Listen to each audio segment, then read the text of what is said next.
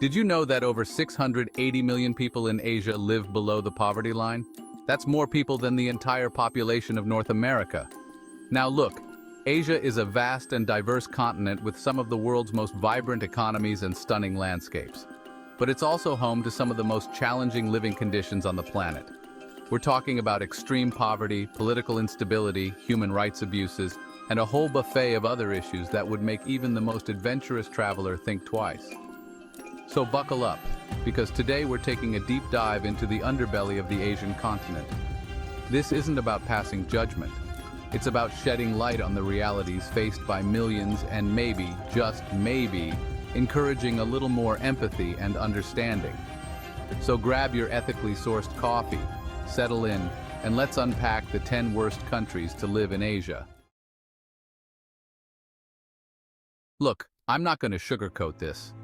Afghanistan has been through the ringer. Decades of conflict, followed by, well, more conflict, have left this country in a perpetual state of turmoil. The Taliban's back in charge, which, if you've read even a pamphlet on human rights, you know isn't exactly a recipe for a thriving society. Women's rights? Gone. Freedom of speech? Good one. It's basically the plot of a dystopian novel, except it's real life. And there's no plucky heroine to save the day. Yet. The economy's about as stable as a Jenga tower built by a toddler on a roller coaster. Unemployment is rampant, poverty is endemic, and the only thing growing faster than the opium poppies is the sense of despair. But hey, at least the scenery's nice, if you can ignore the landmines and the constant threat of violence. So why is Afghanistan only number 10 on our list? Well, frankly, the other countries are even worse. North Korea, the Hermit Kingdom, the land of forced haircuts and suspiciously well-fed dictators. It's a nation shrouded in more secrecy than a Kardashian family recipe for potato salad. Getting accurate information out of North Korea is nearly impossible. But what we do know paints a grim picture. Imagine a country where the internet is a glorified intranet. Criticizing the dear leader can land you in a labor camp. And the human rights record? Don't even get me started. Remember when Myanmar, also known as Burma, was making baby steps towards democracy? Yeah, about that. It seems the military junta decided to hit the undo button, staging a coup and sending Aung San Suu Kyi back to house arrest. Again. Now the country's back under the thumb of a regime that's about as subtle as a sledgehammer when it comes to silencing dissent. Think mass arrests, internet shutdowns, and a whole lot of disappeared activists. The Rohingya Muslim crisis, a textbook example of ethnic cleansing, continues to stain the nation's conscience. Hundreds of thousands have fled to neighboring countries, creating a humanitarian crisis that the world seems content to ignore. Stick around, folks, because up next we're diving deep into a country where religious persecution is as common as a bad hair day. Pakistan, a nation of stunning natural beauty, rich history, and, oh right, crippling blasphemy laws. Look, I'm all for respecting other people's beliefs, but when those beliefs involve the death penalty for insulting a prophet, we've got a problem. We're talking about a country where a simple Facebook post can land you in jail or worse, where religious minorities live in constant fear of being falsely accused, where justice is often swift and brutal, especially if you're on the wrong side of the religious divide.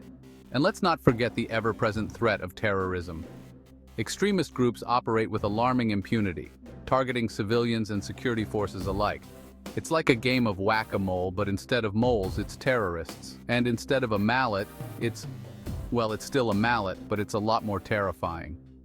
Coming up, we're venturing into a country where the only thing more polluted than the air is the political system. Bangladesh, a land of lush greenery, vibrant culture, and, oh right, impending environmental disaster. Look, I'm all for saving the planet, but Bangladesh is quite literally on the front lines of climate change. Rising sea levels are swallowing up coastal communities faster than a pack of hungry hippos on a watermelon bender. Cyclones? They've got 'em, and they're not the fun kind you ride at the amusement park. We're talking catastrophic storms that leave a trail of devastation in their wake. And then there's the poverty. With over 20 million people living below the poverty line, Bangladesh is facing an uphill battle against the forces of nature and economic inequality. But hey, at least they've got microfinance, right? That's something.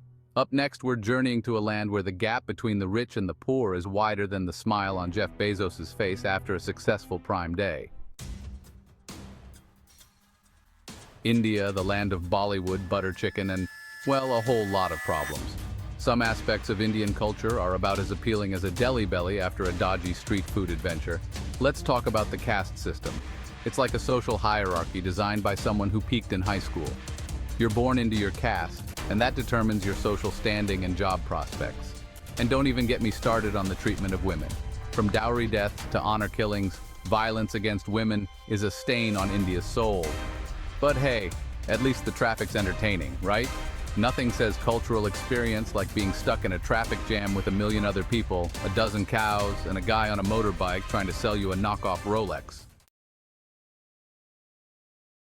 Turkmenistan, the land of, well, not much actually. This Central Asian nation is about as exciting as a beige wall and about as welcoming to outsiders. Ruled by a series of eccentric dictators who seem to have modeled their leadership style on Kim Jong-il's wardrobe, Turkmenistan is a masterclass in authoritarianism. We're talking about a country where the president erected a giant gold statue of himself that rotates to always face the sun. Because why not? Freedom of speech? You're joking, right? Freedom of thought? Don't push your luck. It's basically a real-life version of The Truman Show, except instead of Jim Carrey, it's a bunch of people who are probably too terrified to even smile. But hey, at least the carpets are nice. Up next, we're braving the wilderness of a country where the wildlife is as dangerous as the politics. Yemen, a nation on the brink, where a humanitarian crisis of epic proportions is unfolding. Imagine a country ravaged by civil war, where bombs rain down from the sky like confetti at a particularly depressing parade. Saudi Arabia and Iran are locked in a proxy war, using Yemen as their personal chessboard, and the Yemeni people are the pawns. Millions are displaced, starving, and desperate for help. It's like the entire country is trapped in a real-life game of Call of Duty, but with actual, consequences. The healthcare system, decimated, the economy, in shambles. The only thing thriving in Yemen is despair. It's a humanitarian disaster of epic proportions, and the world seems content to watch it unfold from the sidelines. Coming up, we unveil the #1 worst country to live in Asia, a place where hope goes to die a slow, agonizing death. Syria, a nation synonymous with suffering. A decade of civil war has transformed this once beautiful country into a desolate wasteland.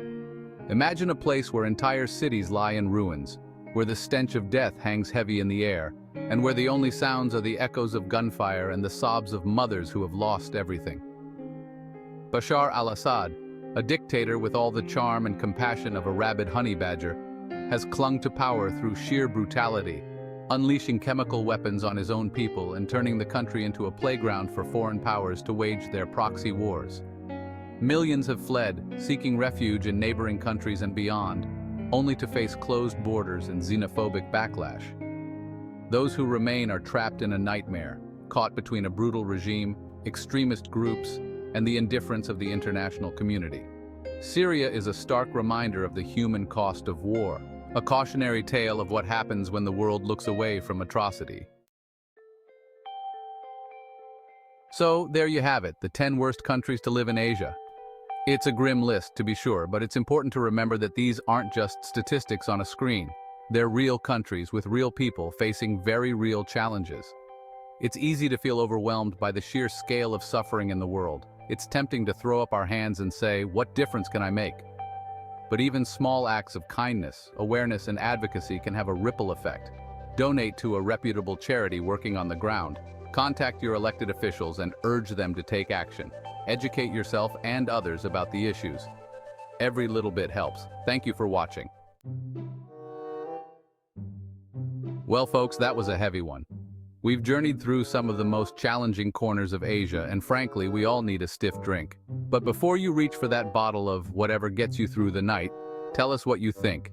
Did we miss any countries that deserve a spot on this dubious list? What other eye-opening topics would you like us to tackle? Let us know in the comments below, and let's keep the conversation going.